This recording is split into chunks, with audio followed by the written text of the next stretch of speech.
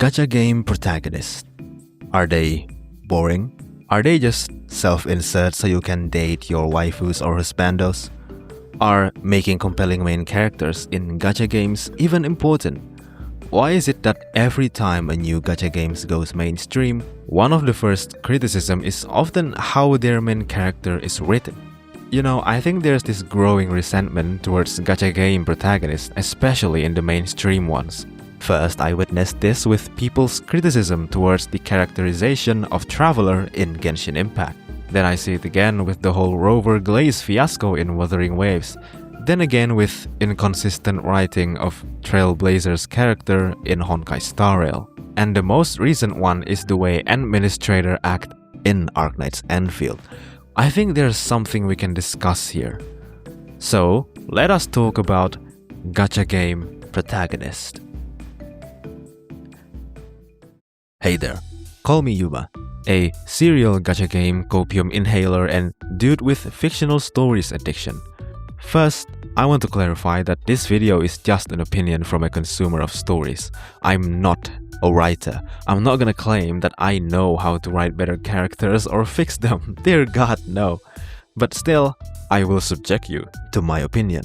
I just wish that we can discuss this topic and share our opinions without being defensive about it because I said something bad about your goat.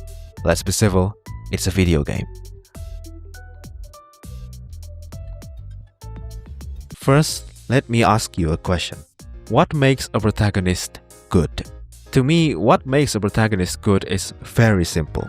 They need to be interesting. They don't need to be someone with relatable flaws or aspiring qualities. It doesn't matter whether they are irredeemable evil or absolutely virtuous. They don't have to be the most important character in a story. As long as they could grab and maintain my interest, then they are good main characters that did their job.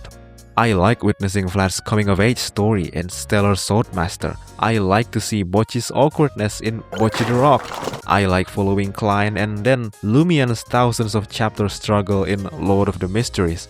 It is always hilarious to see Sid Kageno's shenanigans in Eminence in Shadows, and it fills me with hope that even someone with a messed up past like Sonny can still find ways to overcome it in Omori. These are interesting main characters that did their job amazingly. A strong anchor that maintains their story together so that it would not be a chaotic, non-consistent mess.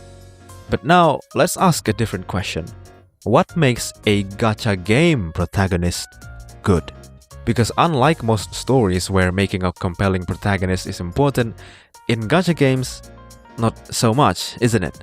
What needs to be interesting here is the characters that you pull for. The primary role of a gacha game protagonist is to be a medium for players to connect with these characters. That's why it is easier to just make a blank slate character. You can make the most uninteresting, apathy-inducing, snore-welcoming main character ever, but if the waifus blushes and the husbandos are sexy, your gacha game company can still afloat. This is the way these games and their audiences are, aka me. Truthfully, I'm fine playing gacha games with uninteresting blank main character. A good protagonist is not what I'm expecting when trying out a new gacha game. That is just the nature of the genre. However, once in a while I will find an outlier. Gacha games where the most interesting character to me is the protagonist. And these tends to be my favorite gacha game story. The fact that these kinds of gacha games are few is quite a shame to me because there is potential for something great here, instead of being complacent in mediocrity. Yes, the loudest complaint from everyone. As someone who is a gacha game player before mainstream, it is interesting to see the shift in how people see gacha game protagonists, or specifically, the player character. Because before, there is not much complaint about it. People are fine with blank character like Commander from Azur Lane, the Captain from Honkai Impact 3rd, or even the Doctor from early chapters of Arknights because they are not the true protagonists of the story. They are just the player's avatar. The real protagonists from these older gachas are often the main cast surrounding you. Think Kiana from Honkai Impact 3rd or Amiya from Arknights. They are the true anchor for the story. But now, with gacha games going mainstream thanks to Genshin, we began to see more and more of hybrid self-insert protagonists, where they had a backstory and even their own goals, but still forced to be a silent self-insert character. That is where things become problematic. I think they're trying to emulate Persona games, like how Makoto and Joker in Persona 3 and 5 still has their own backstory, a perfect anchor for the whole game, while still doing a good job as a silent self-insert protagonist. The thing is, hybrid self-insert protagonist works in a focused story with unchanging set of main cast like Persona or Metaphor Fantasio. But if you do it badly, it will greatly damage a game's overall story, especially for a live service gacha game that goes on for years, where the story and characters are constantly changing. In the pursuit of both having an anchor for the story by giving the protagonist a backstory and some personality traits, but still forcing them into a silent protagonist for easier projection, they end up failing in both. The most famous example for this problem is, of course, the Traveler from Genshin Impact.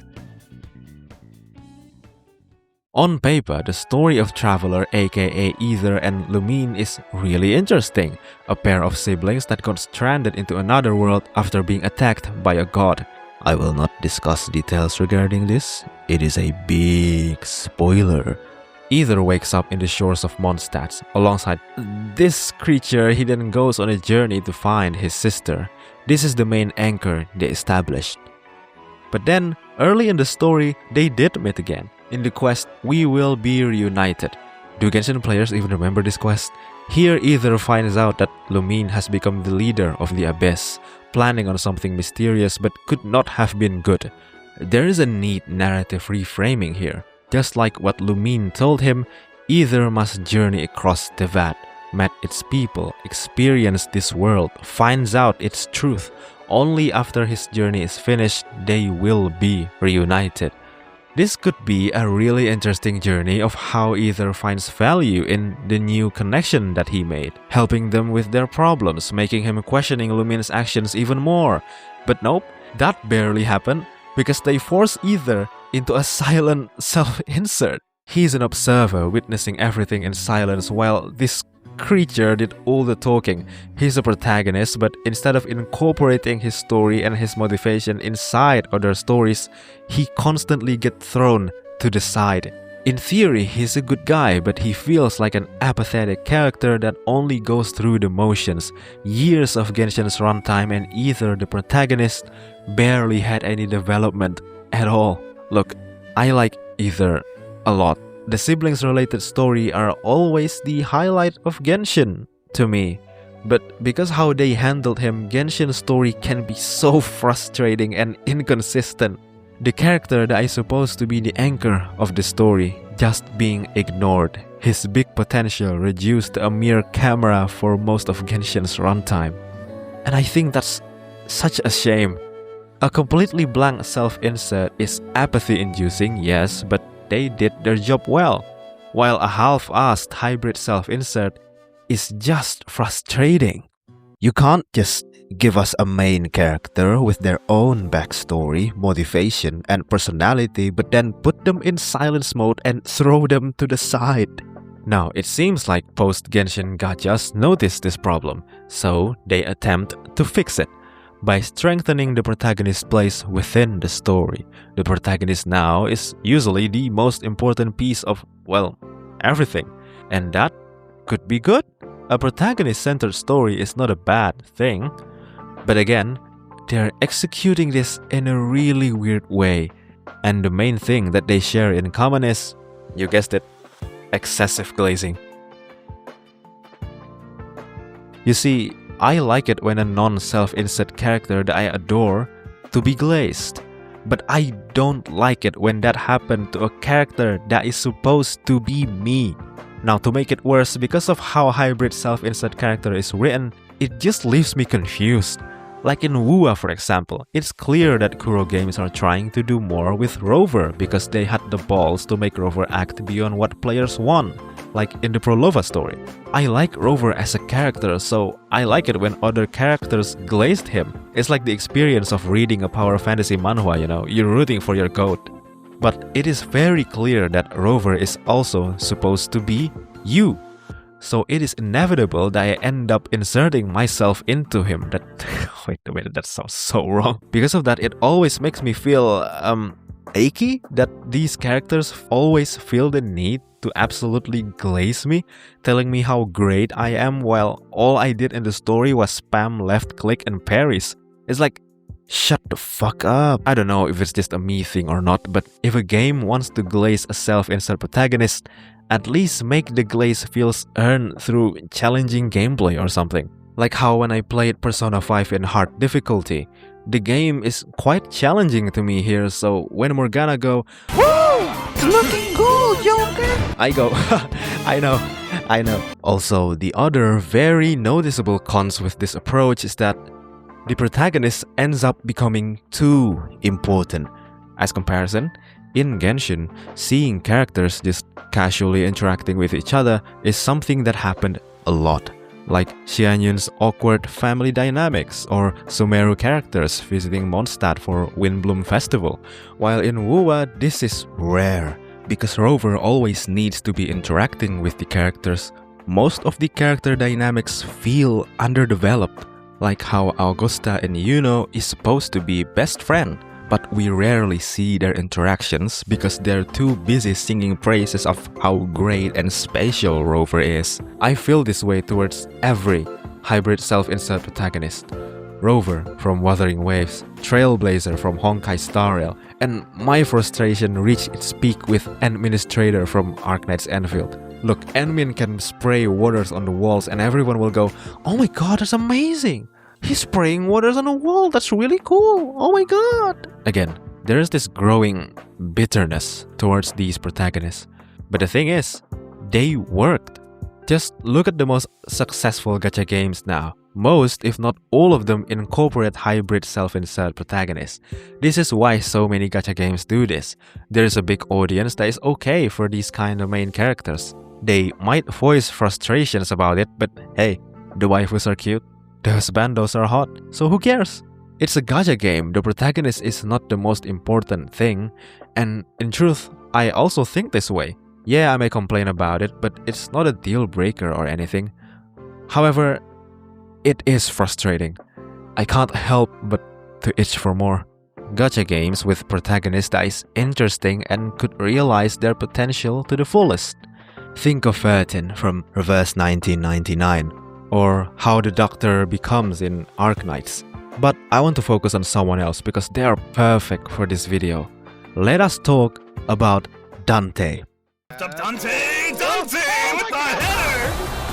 I know I already glazed Dante in this other video and I will sound like a broken record here, but who cares, I will take any chance to glaze my go. Dante from the gacha game Limbus Company has the caricature of a blank, silent self-insert.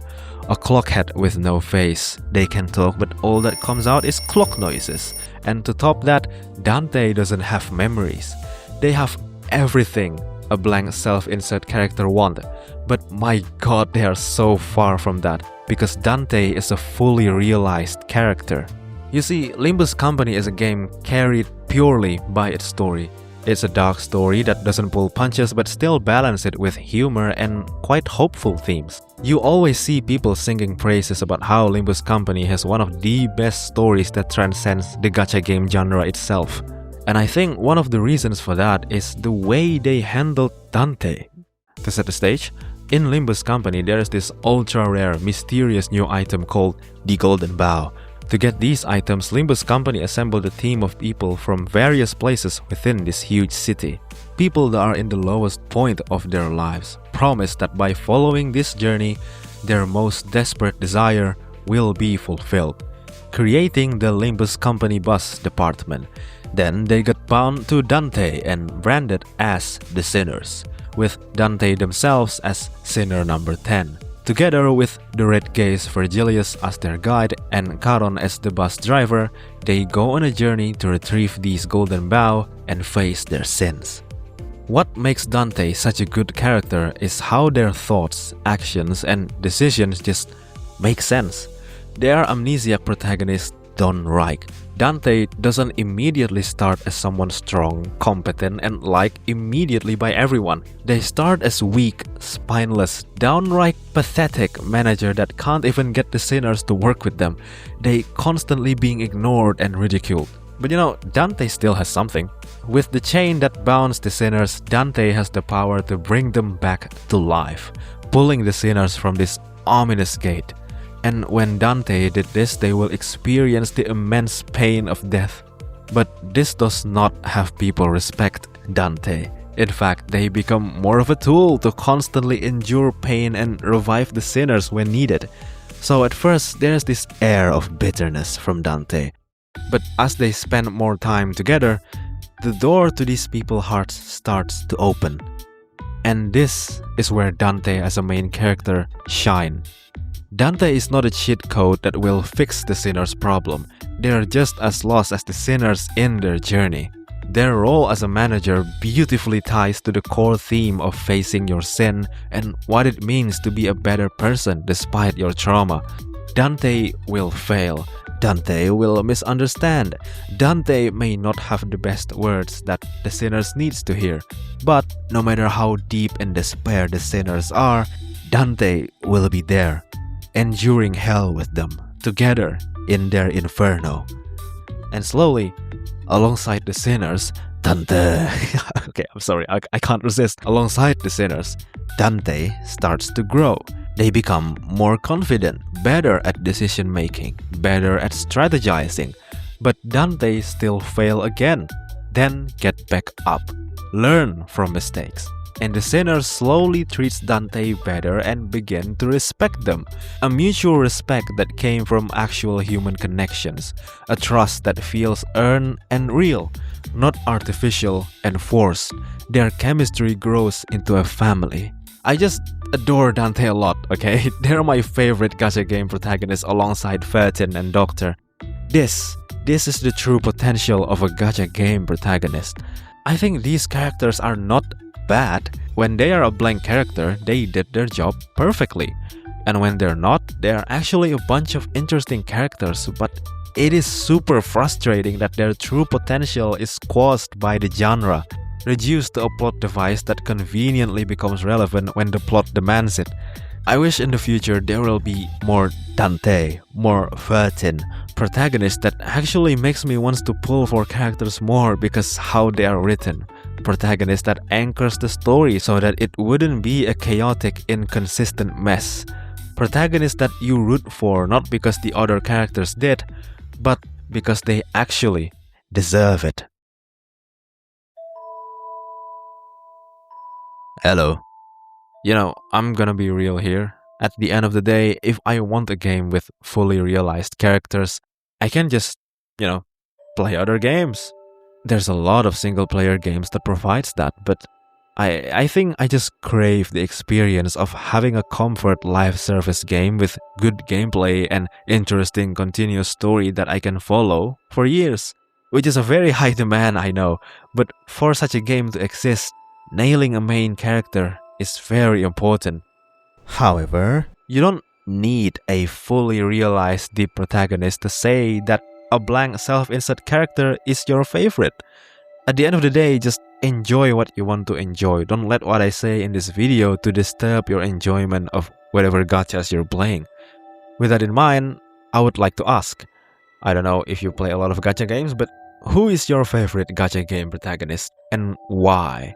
Or maybe if you disagree with what I said, I too would like to know about that. I like asking these questions in my videos because not only it helps the channel, but since the channel is still small, I can read individual comments from you lot and see what you think. The unfortunate thing about big content creators is that with a big audience, it's really hard to treat people who watches you as people. They tend to treat their audience like a single hive mind-like entity. I'm not criticizing them for doing that, I'm just saying that this is just the way things are. And if one day the channel did grow larger, I wish to not do that as much as I could. And since the channel is still small, I just wish to use this opportunity as much as I could, Wait, why am I talking about this again? Sorry, I tend to go off script during this campfire talk. Anyway, I think I've talked for long enough now. As always, thank you so much for watching all the way here. You spending your time watching my videos is always something that I appreciate. For now, we shall part ways. But we shall meet again. As always, be safe, friend. Don't you dare go hello.